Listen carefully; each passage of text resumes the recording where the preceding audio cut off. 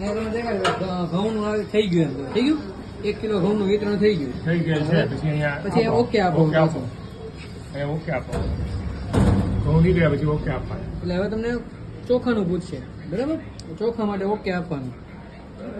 થઈ ગયું ચોખાનું ચાલુ થઈ ગયું પાછું એ થેલીમાં જ પડી જશે એ બીજી થેલી મૂકવાની એટલે બીજી થેલી ચોખાની મૂકવાની પેલા ઘઉંની મૂકવાની પેલા ઘઉંની પછી ચોખાની ટાઈટ થેલી પકડી રાખજો મોઢિયાથી આમ ઉપર થોડી એટલે છે ને તમારે વાંધો ન એકદમ ફોર્સથી આવે. આ ફોર્સથી પડે જ ને એટલે એવું થાય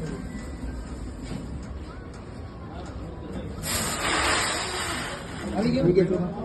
હવે અહીંયા તમને છે ને દેખાડશે કે તમને કેટલા કિલો ઘઉં ને કેટલા કિલો ચોખા મળ્યા ને ઓકે આપી દો